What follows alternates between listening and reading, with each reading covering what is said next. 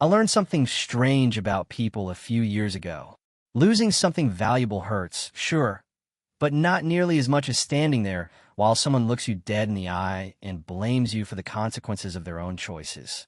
The image is still burned into my memory. A woman standing in a hospital hallway, mascara running down her cheeks, finger pointed at my chest, yelling loud enough for half the floor to hear. "This is your fault," she screamed. "If you hadn't bought that stupid car, none of this would have happened." And the crazy thing was, she actually believed it.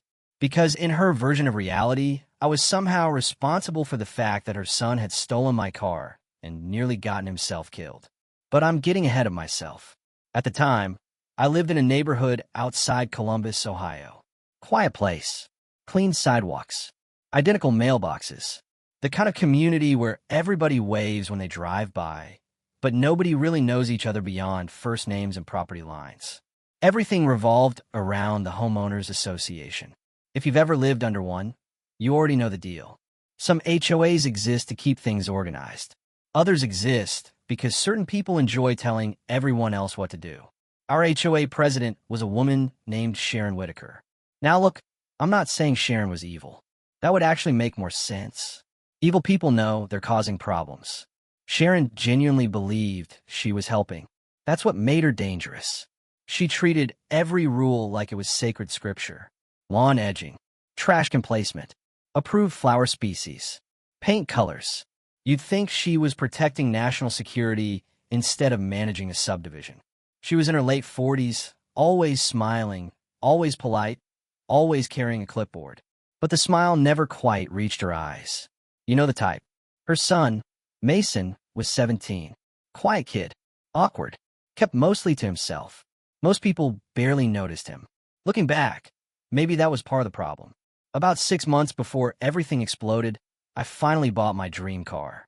Nothing outrageous, not some exotic supercar, but it was the nicest thing I'd ever owned. A metallic graphite performance sedan I'd spent years saving for. Years. I wasn't born into money. Nobody handed me opportunities. I worked overtime shifts, skipped vacations, drove rust buckets held together by optimism and zip ties.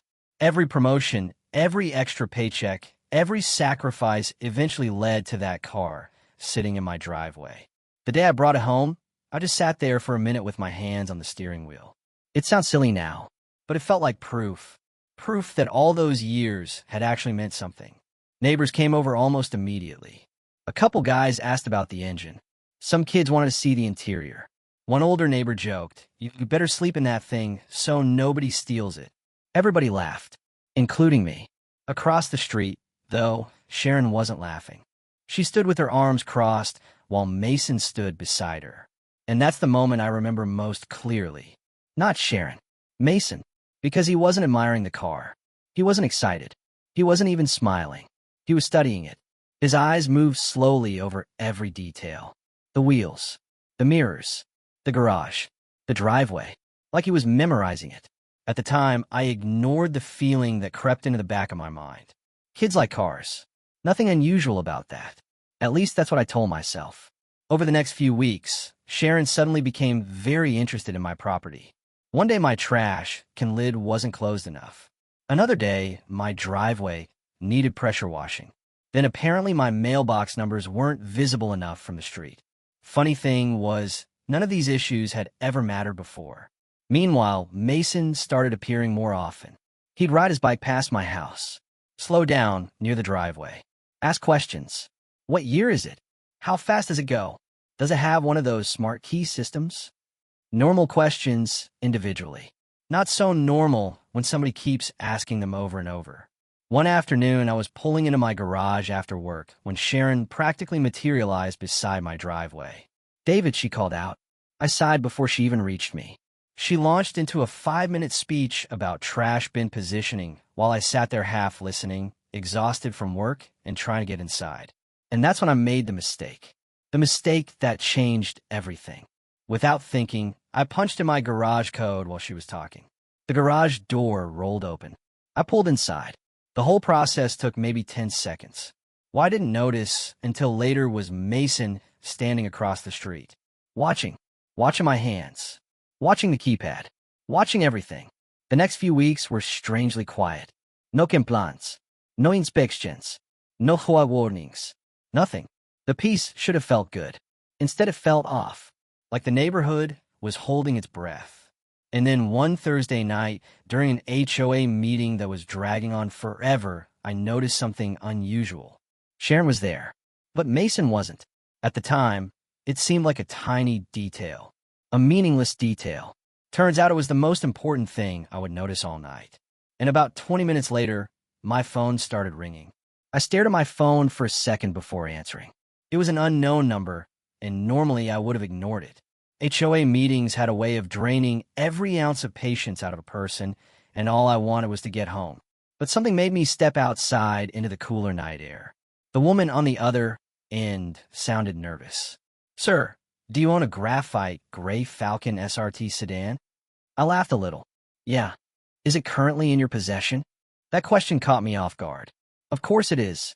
It's sitting in my garage." There was a pause. Not a long pause, just long enough for my stomach to tighten. Then she said, "Sir, a vehicle matching that description and registration has been involved in a serious collision approximately 20 miles north of your location." For a second, my brain completely rejected what I was hearing. I actually smiled. The way people smile when they assume there's been some kind of misunderstanding. "You got the wrong guy." Then she read my license plate number. Every digit. Perfectly. And suddenly nothing felt funny anymore. I remember turning toward the meeting hall windows. Inside, Sharon's phone started ringing. I watched her answer. Watched every bit of color disappear from her face. Watched her drop the clipboard she'd been holding like it was suddenly made of concrete. She didn't explain anything. Didn't excuse herself. Didn't say goodbye. She just bolted. And that's when I knew. Somehow, some way, Mason was involved. I don't remember much about the drive. Just flashes. Streetlights. Red lights I probably shouldn't have gone through. My hands gripping the steering wheel so hard my knuckles hurt. When I finally reached the crash site, it looked like a scene from a movie. Emergency vehicles everywhere. Red and blue lights reflecting off twisted metal. Smoke drifting into the night sky. Traffic backed up for nearly half a mile. And in the middle of all of it, what was left of my car, or at least what used to be my car. The front end was completely destroyed.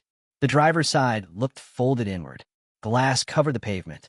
I just stood there, numb, not angry, not sad, just stunned.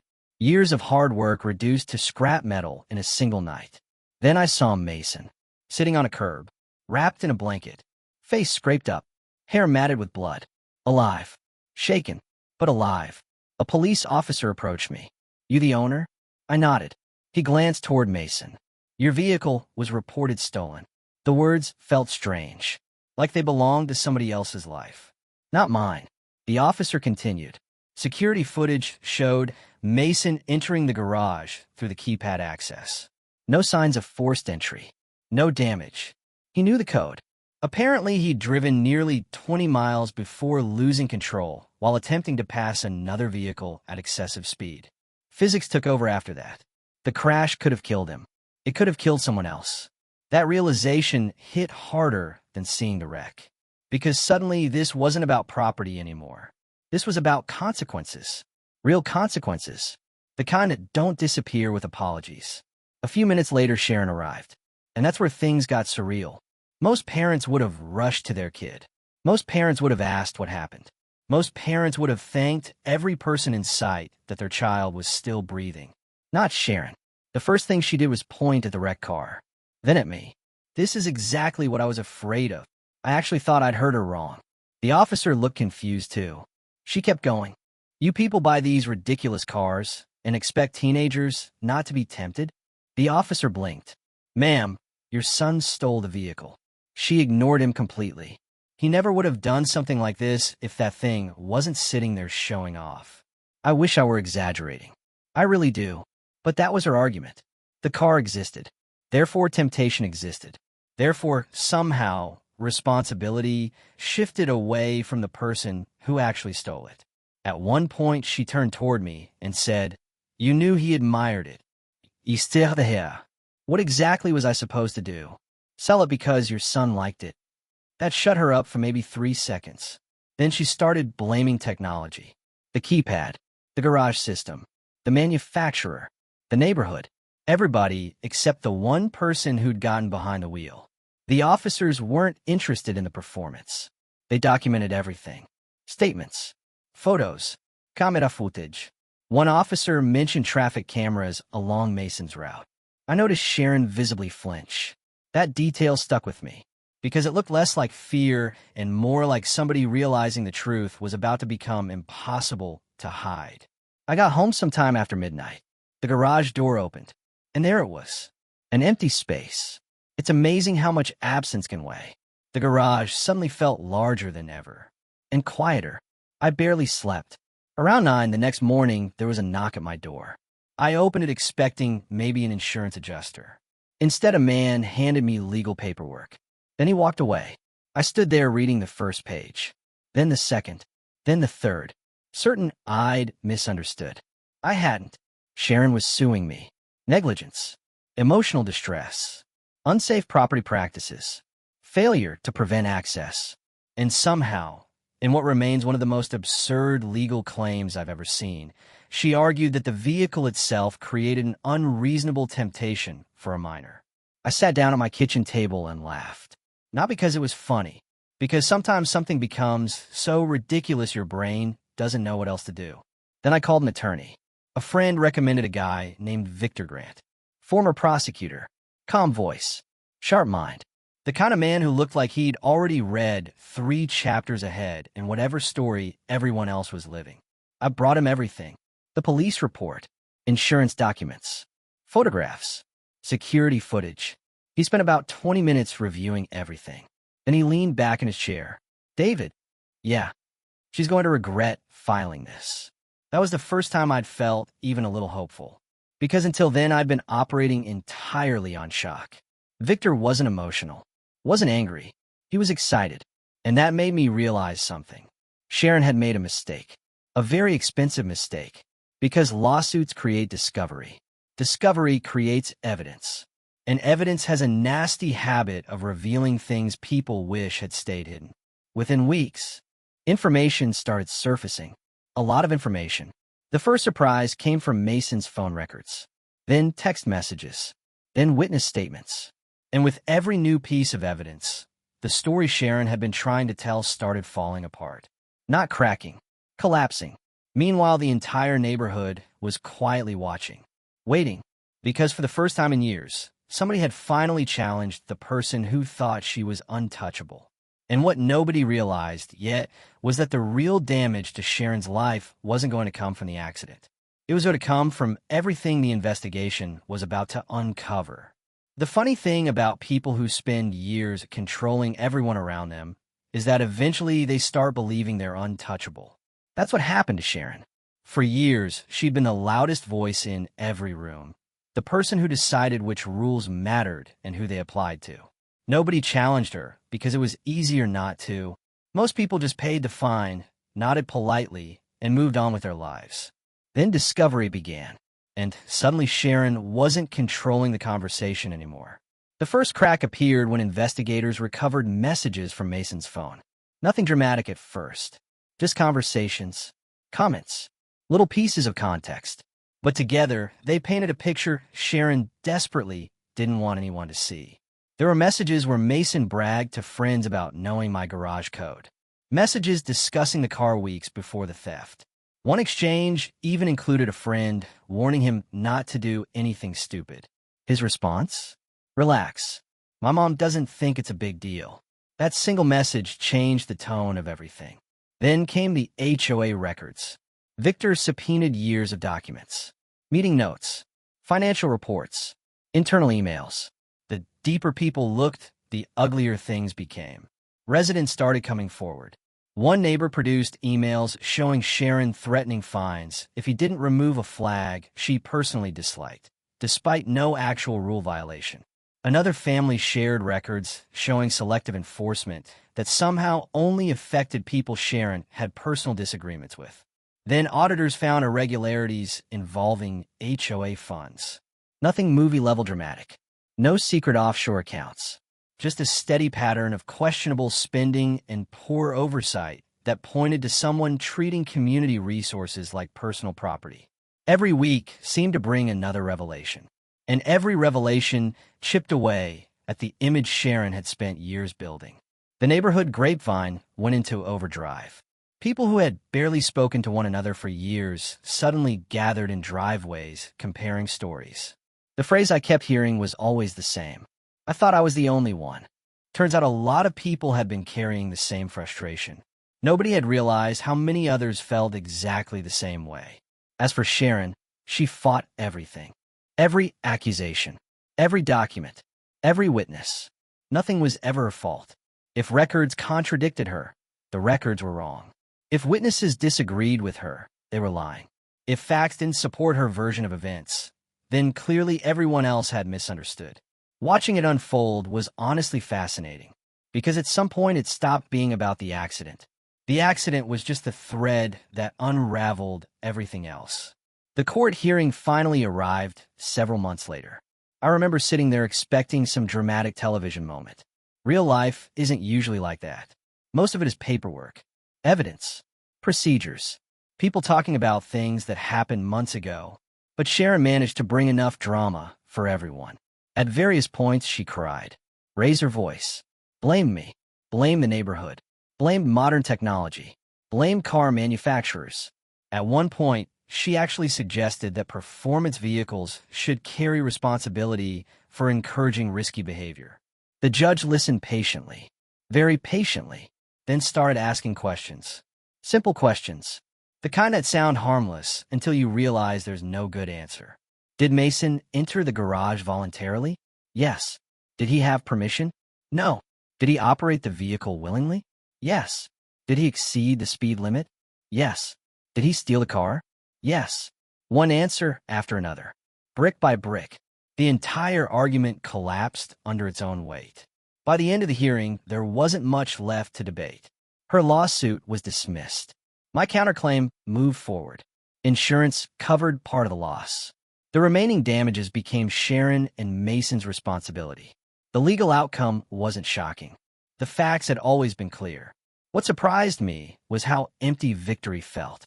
People imagine moments like that being satisfying, like some movie scene where justice arrives with dramatic music and everybody applauds. It wasn't like that. When a ruling came down, I mostly felt tired. Very, very tired. A few weeks later, the HOA board voted unanimously to remove Sharon as president. The woman who had controlled nearly every neighborhood conversation for years lost her position in less than 30 minutes. The irony wasn't lost on anyone. Mason received probation, mandatory counseling, community service, and a juvenile record that would follow him for years. Honestly, he looked different afterward.